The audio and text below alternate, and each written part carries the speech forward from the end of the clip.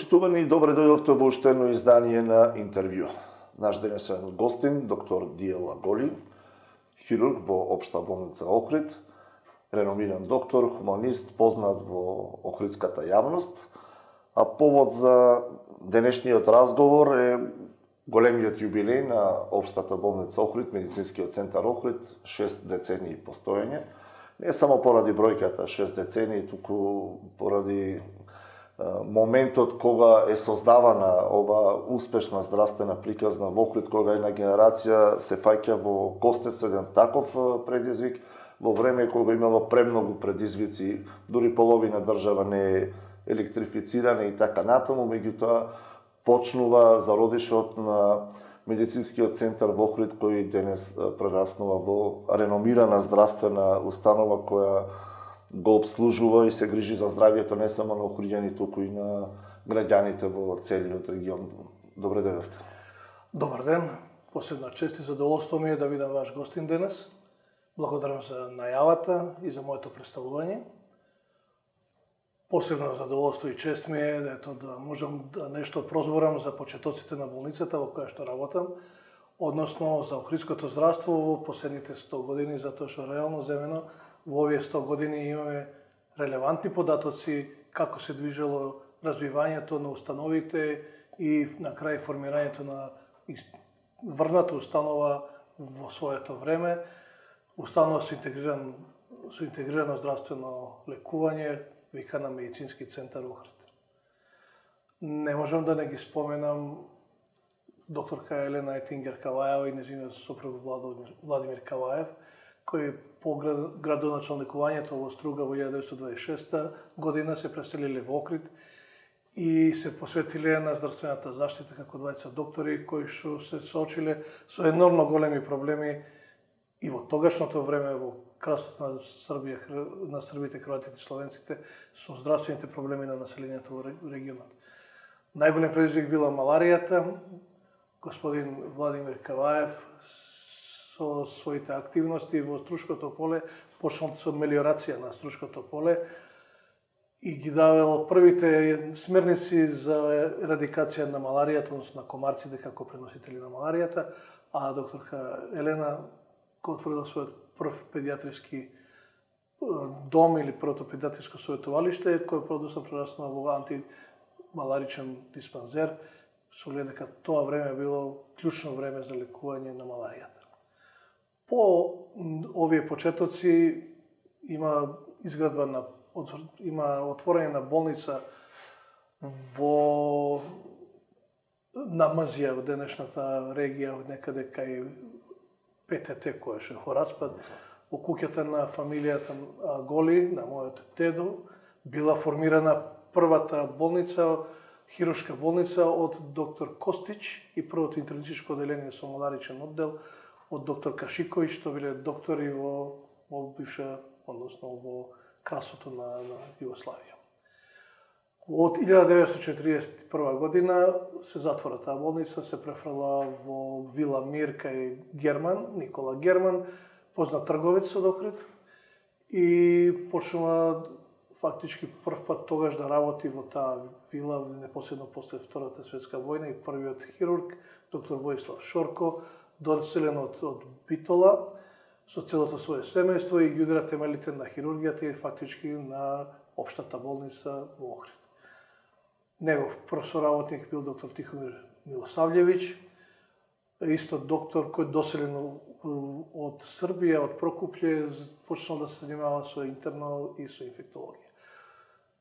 Продолжетоците се во рамките на отворање на соодветни здравствени домови во 1949 година, како што напоменате, во време на тешки проблеми, во сиромашени ресурси, во земја излезена од војната, соочена со туберкулоза и маларија, и се отвора првиот антитуберкулозен диспанзер под водството на доктор Љубен Савев, хигиенската станица под водството на доктор Павчанџиев и доктор Арнаудовски Блаже, кој што се занимава со општа пракса во рамките на таа здравствена станица, која што се наоѓа денес кај Маларично. Веднаш након завршувањето на студиите, четворица млади доктори ентузијасти, доктор Петри Таголи, пионери фактички и визионери на новото здравство и на новите идеи кои што провејуваат во тогашна Југославија. Се појавуваат заедно со доктор Аголи, со доктор Владимир Константиновски, со доктор Зарко Захариевски, доктор Ристо Филев и имаат идеја да почнат да градат нова болница, со оглед дека ќе се отворат многу поголеми можности. Се гради болница кај што е денешната болница во 1960 година, а во 1964 година овие четворица доктори лобирале да се сите установи кои што функционирале на различни локации се спојат во една заедничка установа за подобро користење на ресурсите, на средствата и на кадровските потенцијали.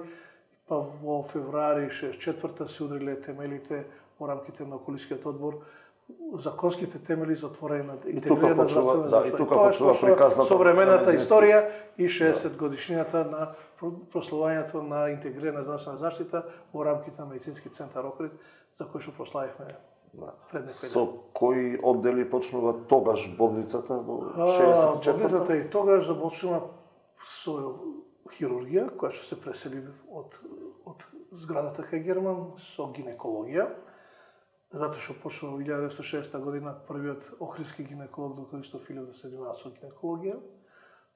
Настана претходниците негови кои што правеле почетоци, али во оваа зграда се вселува управо гинеколошкото одделение, педиатрија под водство на доктор Петар Тилев и интерно одделение под водство на доктор Круме Балев. Тоа биле 4 одделенија болнички и секако била на антитуберкулозна служба и домот, службата за здравствена заштита на децата, која под водство на доктор Владимир Константиновски воведе редовни вакцинирања на дечиња и доведа фактички до ерадикација на многу озбилни болести, детски болести како дифтерија, тетанус, детска парализа. Последните пациенти со детска парализа можеби беа во мојата генерација 1960 година и од тогаш наока јас за среќа немам видено детска парализа. Дури ни на студии. Како син на еден од темелувачите на медицинскиот центар доктор Петри Таголи, имавте веројатно можност да се сретнете со сите тие луѓе кои ја изградија општата болница во Охрид и веројатно патот ви беше трасиран кон доктори од каде љубовта? Не знам што да ви кажам, љубовта кон медицина се јавуваше веројатно од низ животов, како се соочував со можностите за студирање. Имав и мал проблем, што ќе се одлучам, имав желба голема да бидам архитект, ама ги точка да преовлада контактот со медицинава и на крај се одлучив да студирам медицина. Јас мислам дека сум во ситуација да зборувам дека имав можност да растам покрај 4 големи личности, големи величини, кои што оставија печат на живењето во Охрид. Тие ми беа код татковци и стриковци. И мислам дека тие луѓе оставија длабок печат на сите наредни генерации кои што почнаа да студираат и да се занимаваат со медицина. Фамилиарно, сите деца на тие доктори станаа доктори и си имаја успешна кариера, некои сега се и пенсионери. Се надевам дека јас наскоро ќе завенам во пензија, али како спона на таа генерација со наредните генерации се чувствувам како еден мост кој што зборува за благодетта на занимањето со професија доктор, на благородноста на самата професија и чувството дека стварно некому помагаме, дека народов е нешто кое што е најголемото богатство и за луѓето треба све да даде човек да им помогне. Тоа благородност е нешто што го носиме сите што се занимаваме со професија и мораме да сватиме дека ние сме за народот, а не народот ради нас. Очекувам дека и младите генерации поттикнати од ваквите цели и хумани идеи ќе застанат цврсто за тоа идеја. Јако на времето повеќе се работеше на профилакса, на лекување на население, на заразни болести. Сега сме дојдени во фаза на тет-а-тет медицина индивидуализирана за пациент, меѓутоа хуманата димензија секако останува клучен наш фактор во нашата работа. Така, тука и технолошкиот развој кој веројатно многу ги подобрува и перформансите на точно медицинскиот центар, меѓутоа и на самите лекари. Дефинитивно имаме многу повеќе помагала, меѓутоа јас пак ќе кажам дека најбитната работа е чувството дека секој што е седнат преку пат на нас како доктори, си има некој свој живот, некои своји проблеми, некои своји колку физички, толку и ментални проблеми, така да технологијата е само нешто што треба да ни помогне. Ние мора да имаме чувство да разговараме со пациентите, да имаме чувство кон кој правец да го водиме интервјуто со пациентот. Имаме основни сетила, очи, уши, нос и раце со кои што можеме да поставиме 90% од дијагнозата на она што вистински рачунаме дека ќе имаме потреба да го лекуваме, а технологијата, денеска компјутери, магнети, еха, ендоскопи и така натака се апсолутно средство кое што само ќе утоши работата и ќе ни даде смртници да се занимаваме со медицина заснована на докази во денешно време. Кога ги гледам сериите холивудска продукција на телевизија, хирурзите се врв во медицината, луѓе околу кои се врти и така натаму, меѓутоа како е да си хирург, во Охрид? И воопшто во животот, дали е тоа лесен позив? Што во секој случај холивудската продукција има толку вистински работи кои ги опишува во животот на специјализанти и на доктори на хирургија, што мислам дека доловеле максимално што вистински не се случува. И таа мора да сватиме дека тие се снимани во едно високотехнолошко општество, какво што ние немаме. Така да ние сме соочени со малку поголеми проблеми отколку што ги гледаме во филмовите. Основниот проблем на нас докториве е тоа што сакале или некеле мораме да имаме многу повеќе интуиција отколку што имаме технолошки помагала, а дека мораме да се откажуваме од својот приватен живот на многу елементи, во многу сегменти, да имаш чувство дека си на располагање на прво на колегите кои што се намакав, заради некој кој што дошол кај нив, е нешто што ви одзема многу и од времето и од животот. Често пати се случува да немате приватен живот, сте испланирале да патувате или сте испланирале да одите на концерти или сте испланирале да одите, не знам, на кино или во ресторан, на некоја забава и на крај сваќате дека семејството ќе се замине само, а вие ќе мора да се вратите и да работите. Одрекнувањето вистина е тешко, меѓутоа реков благородноста е нешто што е суштинското на што не носи во професија и што не тера да работиме и да живееме. И мислам дека е задоволството преголемо кога некому ќе помогнете. Тешкотијата на работа како хирург во Охрид е во тоа што вие сте исправени пред пациентот и пред семејството и пред градската јавност како единка, за разлика од големите клиники и големите болници, каде што болницата стои како голем грб зад вас. Овдека нема кој да стои, стоите вие со своето знаење, со своите муки и со својата желба стварно да бидете максимални во пружањето на здравствената заштита.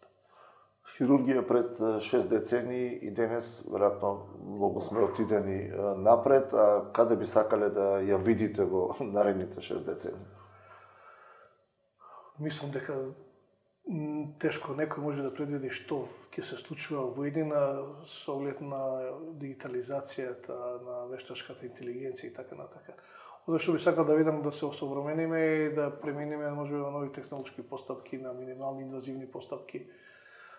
За среќа све помалку се користи отворена хирургија, меѓутоа од друга страна таа отворена хирургија носи многу бенефит за пациентот од аспект што ги користите не само в чувството на вид што го имате во помагалата како лапароскопија, како роботика и така натака, имате чувство на мирис, имате чувство на допир, кој што за мене се дефинитивно нешто непремостливо во работа. Али од аспект на агресија врз телово, на брз опоравок и побрзо напуштање на болница, секако иднината припаѓа во вештачка интелигенција и во роботика. Живееме во свет со многу предизвици, како што спомнавме на почетокот. Ја имаме економската миграција како двигател во светски рамки. Младите менуваат средина често, не е само Македонија таков пример, меѓутоа еклантантен сме затоа што живееме во такво општество и во таква средина во како што живееме. Спомнавте дека сте пред пензија и многу ваши колеги, еминентни лекари исто така се пред заминување во пензија. Има ли кој да ве наследи, има ли простор да стравуваме кој ќе ги лечи Охриѓани утре? Слободно да кажам дека Охриѓани не треба се грижат за едината на хирургија. Мислам дека сме можда една од ретките гранки која што има континуитет во едукација на доктори. Имаме плејада на фантастично добри, едуцирани дечки, а сега се надам наскоро и девојки, кои што ќе се вратат од специализација и кои што ќе се доволни на број и доволно едуцирани да продолжат со нашата мисија. Досегашните мои учители, се што пренесува на мене, јас со задоволство го пренесувам на моите помлади колеги и мислам дека се веќе доволно печени и доволно искусни да преземат одговорност и да се занимаваат со оваа суптилна кралска гранка во медицина, дефинитивно на како што треба. Не е чисто машка професија, спомнам. Не е веќе, за среќа, веќе не е чисто машка професија, има многу жени во нашата професија, има многу така амбициозни кои што ќе покажат дека оваа професија не е резервирана само за мажи. Се надевам дека и другите гранки наскоро ќе се доекипираат во болницата и дека ќе прерасне повторно во врвен регионален центар. Ја гледам мината дека нема да видиме само за Охриѓани кога ќе се доекипира цела работа, него дека ќе биде за целиот регион и преку граничен во Албанија и во Северна Грција да покриваме можеби на подрачје најмалку на 500.000 луѓе. Сега покриваме 50 до 60.000 луѓе. На времето медицински центар покриваше регија од Кичево, Дебар, Струга, Ресен. Мислам дека пак ќе почнат да гравитираат сите тие градови код нас, иако си имаат своји служби, со оглед на квалитетот и на можностите што ги имаме и условите што ни се дадени во моментот во нашата болница. Во регионот имаме општата болница Охрид, ги имаме две специализирани болници во Охрид, едната е за травматологија и ортопедија Свети Еразмо, другата е Заводот за кардиологија Свети Стефан. Имаме специализирана болница во Струга, тоа е диализа, имаме општа болница во Струга. Кога сето тоа вака ќе го ставиме регионално, ќе го мапираме, тоа доаѓа некако како мини клинички центар. Да ви кажам, тоа е веќе политичка работа за која што треба озбилно да се размисли. Ние имаме соочени со одредени проблеми од аспект на имаме разни специјалности, сега ќе зборувам за нашата бранша, за хируршката бранша. Имаме 4 установи во кои што се занимаваме со хирургија и во тие 4 установи некаде имаме уролог, некаде имаме неврохирург, некаде имаме општи хирург, некаде имаме васкуларни хирурзи, уролози. Мислам дека сите тие треба да работат, односно во еднина да се направи една заедничка установа, 14 километри еден од друг град воопшто не е далеку и дека на мапата на здравствени установи ќе треба да се направи можеби еден вистински ургентен центар во кој што во секое време ќе имате спремни екипи да делуваат во секое време, затоа што за сега ние имаме екипа спремна, меѓутоа за поозбилни работи секогаш викаме уште некој дополнително од дома, што секако за нашите економски услови апсолутно оправдано и све е во ред, али го гледам градов можеби и Охрид и Струга, целиот регион низ призма на еден заеднички клинички центар, регионален клинички центар. Ете како тема за размислување на факторите кои ги носат одлуките. Апсолутно, затоа што стварно и во Космосглобна, односно во Свети Еразмо имаме сјајни млади доктори и генерација на мои кои што веќе се заминуваат, оставиле голема трага и можности за развој. Веќе се етаблирани преку граница, има многу пациенти кои што доаѓале од странство, затоа што стварно се феноменално организирана установа. И мислам дека заедно сите можеме да дадеме многу повеќе допринос за секако дека има мањкавости, секако дека има недостатоци кои што се појавува секој ден. Ние како професионалци ги очуваме, се обидуваме низ меѓусебни комуникации да ги решиме на локално ниво, меѓутоа мора да сватиме дека за некои работи, за големи действија, мора да има и добра политичка волја. Секогаш сте оптимист. Без добар оптимизам и нема ни добар резултат во животот. Така. Се надевам дека ќе ги следи оптимизмот сите и генерации. Мораме да веруваме во подобро утре. Ете, со доза оптимизам, ја завршувам оваа емисија. Чест ми беше да разговарам со доктор Диела Голи, хирург во медицинскиот центар Охрид. А вам ви благодарам на вниманието. Останете и понатаму информирани и следете го Охрид Нјуз.